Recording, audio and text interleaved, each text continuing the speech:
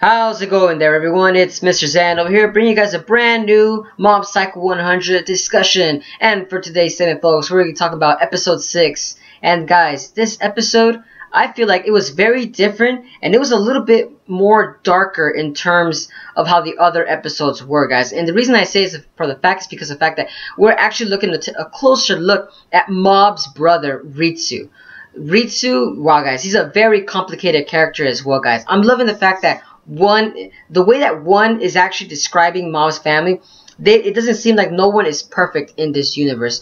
I like how the character progressions out of each and every single character gets their own time to, they get spotlight, they get their own time to shine. It's also very well written, guys. Like I said, guys, this series is going very, very well, guys. This episode, guys, there wasn't that much action going on. It was pure dialogue. It was pure dialogue. Don't get me wrong, guys. There are some episodes where the series that it has to go with just dialogue alone in order to move the story along. And in this case, it was this episode itself, guys. But like I said, guys, this episode was also very entertaining because of the fact that we're also getting a closer look at Ritsu's own character development in this arc itself, guys. And like I said, guys, wow, just wow, guys. And also, guys, there is a very surprising little event that happened at the end of the episode. So I'll get to it shortly, guys. But first, let's get on with the whole episode itself, guys. In the beginning of the episode, guys, we're actually looking at Reigan's own shenanigans again, guys, over and over.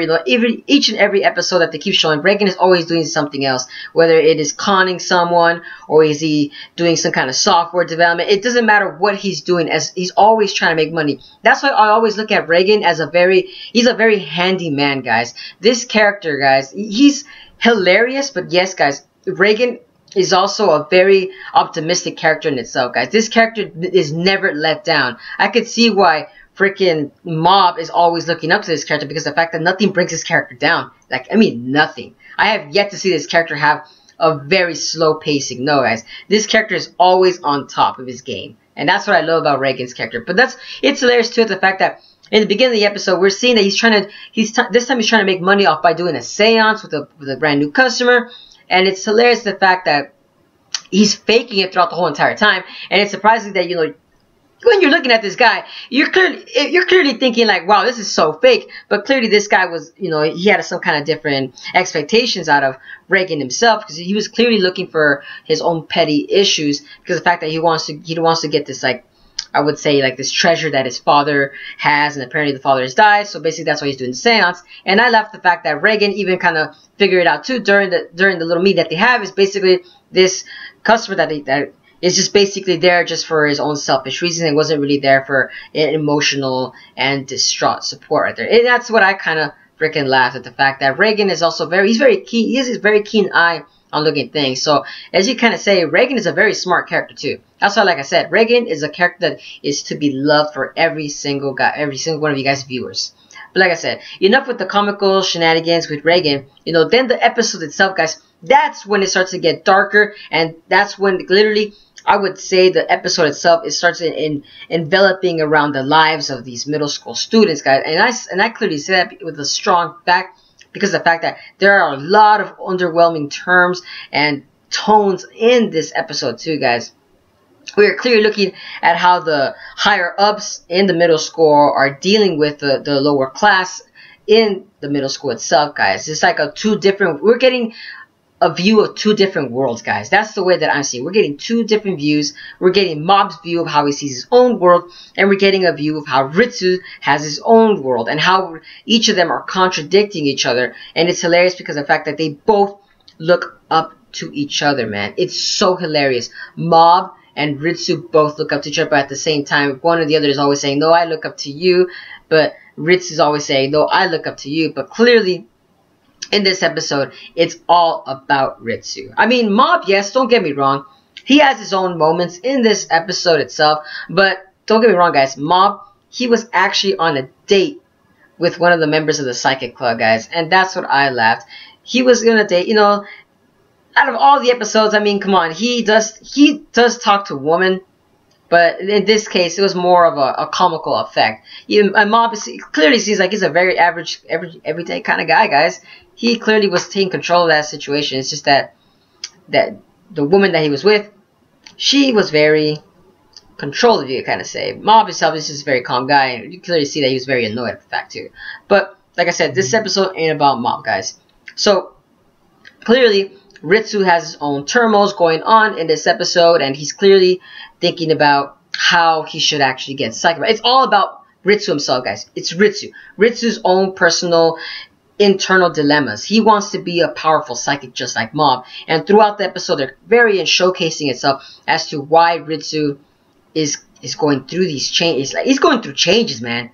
He's just going through very, very deep changes due to the fact that Ritsu really wants to become a powerful psychic in order to rise above his standards, quote unquote. That's what he clearly said in the episode. He wants to rise above his own standards, since apparently he's very good at sports, academics. You know, he's practically good at everything. But it's just that because Mob has psychic powers, he's very jealous because of that reason, and he wants to get those psychic powers. And that's how I feel like he would be complete as a person, because of the fact that he can't. He doesn't want to be normal. He wants to be on top. And also, it clearly shows that he's having some kind of dilemma, the fact that he doesn't want Mob to look at him as a very weak person, due to the fact that Ritsu clearly thinks that Mob is just being, how do I say, he's very chivalrous, and he's just being, he's just very keeping it nice and cool. But clearly the fact that Ritsu thinks the opposite. Ritsu is thinking that maybe Mob is just playing him, and clearly Mob isn't doing that. Mob literally, clearly and definitely looks up to Ritsu, but Ritsu just wants to have that older brother sympathetic, feelings that, I'm the man, you should look up to me all the time, regardlessly if I have no superpowers. But if I have superpowers, you would look up to me even greater. But because I don't have superpowers, you are still clearly the better man. And that's what I feel like from Ritsu himself, guys. It's just that because he doesn't have any superpowers or any psychic powers in general, he's just like a regular person. And even they showcased the dream where Ritsu was showcased that Mob was the older brother. It's seeing how there was two, like I said, he was showing himself it was like a David and Goliath kind of story right there, where he's clearly looking at Mob as a person that is like, oh my god, Mob is leaving me behind. He's leaving me. He's going somewhere into far places that I can never reach. And that's what clearly Ritsu's going through, guys. And it's hilarious that the fact that we get a brand new character inside the story itself, and his name was Mitsuda Kenji. And this character, guys, when he's introduced, he is clearly telling freaking Ritsu about, I have this facility for an awakening psychic powers. And Ritsu kind of took the bait due to the fact that he was clearly thinking throughout the whole entire episode, I'm trying to get better, I'm trying to get better, I'm trying to get better. And Mitsuda just clearly took on Ritsu's, very deepest desires, and that's how he grasped him.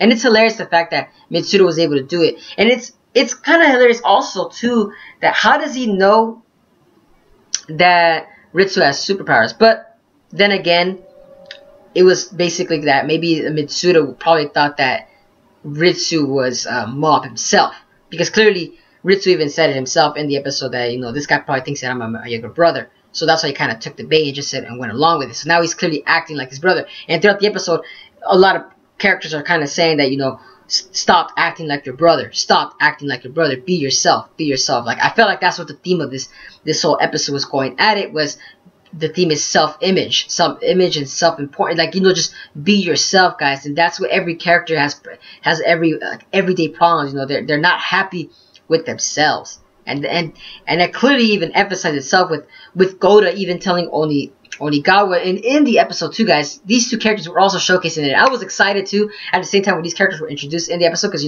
we're always introduced to like a very broad cast in the episode itself. And it's hilarious that like I said, every character always gets a spotlight. But even Goda was telling Onigawa, even though Onigawa in the episode was looking for a shadow leader as to who defeated Teru in the previous episode, Goda was telling him, this is what I personally thought what Goda was telling Onigawa. And he's basically telling him, be a better man. Instead of looking up to someone, why won't you look up to yourself and just become a better person? Like they always say, live in the moment, man. Be yourself, get stronger, get better. And that's what Onigawa was basically he kind of felt that energy that Goda was saying. And basically Onigawa was like, of course, okay, I get you. In that little bromance moment, they kind of like pounded fists right there. I thought, man, these characters they just hitting it off. Very great, very good chemistry, guys. Even though the last episode they were kind of Onigara was kind of using him. It was hilarious the fact they were kind of doing that. But nonetheless, though, the episode does actually shift towards Onigara itself. And like I said, the episode becomes dark because when they introduce Onigara in this episode, Ritsu was actually, I would say, it's hilarious, guys. Ritsu has done a deed that I didn't think he would have done, to be honest. Because of the fact that, like I said, that he's having his own personal dilemmas, now he's kind of emphasized, and actually he's showing it on, he's actually impacting other students because of the fact that the student council that Ritsu's in, they're going to great lengths in order to actually get their goals. And their goal is to basically clean the school system. And the school system is plagued by, rebellious kids and stuff and such, just bullies in general, basically. But the fact that Ritsu, on the other hand, he's gonna clearly try to get rid of these bullies, and Onigara was the first victim that in itself. And Ritsu, basically, I feel like he was being manipulated. Ritsu, it feels like he's a very weak character from now that I'm thinking about it, guys. He's a very, very weak character in terms of how he's being treated. You would think in the first couple episodes, you would think he's a very cool character. But now after watching this episode, you would think, wow, why is he being responsive towards other people? It's clearly, Ritsu has his own dilemmas that he has to face like every other character. But I mean, come on, you wouldn't really expect it out of Ritsu himself, guys. And also, Kamura Shinji, which was another, I would say, the president of the student council. This character was introduced, and it was actually, I would say, shadowing Ritsu and kind of manipulating him in this episode due to the fact that the way that they're trying to clean out the school itself by the bullies is basically taking them one down and kind of emphasize the fact that they're kind of showing their power. But with Kamura Shinji, his dilemma is more dealing with the fact that he's trying to step up the plate with his older brother too. It's hilarious. Kamura Shinji and Ritsu, they're almost similar in terms, but the only difference is that one is trying to better their older brother while the other one is trying to, outdo his younger brother. But it's kind of hilarious too. The only difference with Kamura Shinji's character is just the fact that he's living a lie. Ritsu and Kamura Shinji are both living a lie. That's the only, I would say, similarity that these characters are very enveloping themselves, is that they're both living a lie that they both don't want to live in anymore, and that's because they want to be themselves, and Ritsu wants to become a very powerful psychic, while Kamura Shinji, with this character, guys, oh no, this character, it just spells bad for business, guys. This character, the way I see it, he is very, I want to say narcissistic. This character's more along the lines as to, I would say very arrogant. He's very arrogant. I would say arrogant in terms of how he views others. He views others as like scum. But that's because he's lashing out his anger from how his older brother is lashing out the anger on him, so that he's basically lashing out that bottled up anger onto the students themselves. And that's, that's a big no-no. That's a big red flag saying that. Whew, he's crazy, guys. This character is crazy. And with Kamura Shinji, you could even look at this character too when they introduced his bedroom. It was full of trash. It was full of dirt. It was full of, like, I don't know, it was weird. It wasn't like a very clean room that you expect from the president himself. And that was kind of foreshadowed to say that this is the real self him. He likes to live in a very disorganized place. He likes to be around, I would say, a pile of just like, I would say chaos. Chaos, and a land of waste. Just that's his ideal of how he is. The room, like you said, the bedroom always reflects on how the person views. So Mob's room is very clean, organized, and it's very, I would say, like spacious. Maybe due to the fact that Mob himself is, he's empty on the inside. He's just empty because he doesn't know what to feel anymore. Because if he feels, his psychic powers go everywhere. But with Kamura Shinji, it feels like the way that this character is being introduced, he's just, I would say, bad for business, guys. That's just it. This character. But nonetheless, guys, they even show, I would say, in this episode, the Awakening Club. I feel like these characters are going to be, I would say, like a brand new arc in itself, guys, because of the fact that this awakening club, they're actually real psychic, guys. And Ritsu, when joining this character club, while on top of everything that's happening in the middle school, like I said, it's just like a lot of crazy events all unfolding together, guys. That's the way I'm seeing with this episode. But me, that's why Ritsu is kind of having this internal dilemma, because you know he's doing too much for himself. He's not being himself, guys. He's putting on a fake persona in order to showcase these these people. Mob is clearly being himself. That's why Mob is very, I would say, a very friendly person, to the fact that he's just being himself. But Ritsu doesn't look at the fact that he's not really being himself. What is Ritsu's character? And the way I see this character now is selfishness. He wants to be on top. He wants to be on top, guys. This character, no. But like I said, guys, these brand new casts that we're getting introduced, guys, Hoshino Takeshi, Kurosaki Rei, Asahi Go, and the Shiro Tori brothers, these characters, I feel like they're going to be also very important too in the later episodes, due to the fact that they're psychics, and they're each different types of psychics, like as they categorizing, what type of psychics are in this world, and each of them are very emphasized that. And at the end of the episode, guys, this is what you guys all been waiting for. Sorry about that. At the end of the episode, guys, Ritsu actually has psychic powers, guys. Ritsu has psychic powers. And with Ritsu having psychic powers, at the end of the episode, guys, we are actually shown Dimple. Dimple is back, guys. We don't know how he's back. We just know that he clearly is at Ritsu's home house. We don't know why he's there. We don't know if he really did get exercised by Teru, or if Teru really was exercising Dimple due to the fact that Teru is not that as strong. Even Dimple was saying in the previous episode, Teru is a weak simpleton, and even he could face him at his weakest point. But maybe that's the fact. Maybe Dimple actually purposely let himself go in order to Mob actually fight back. Maybe that's what Dimple's original goal was. Because in this episode that we just now seen, Dimple is back, guys. Dimple is back and he's ready to kick ass. But it's so hilarious that Ritsu can now see, now that he's unlocking his psychic powers. And I'm here thinking, like, when these two characters meet, guys, ooh, that spells bad for business too. Ritsu's around very, I would say, characters that have no morals. Like, Ritsu's world is full of people with no morals. They're just very selfish, while Mob is around people that are always helping him, and he helps them in return.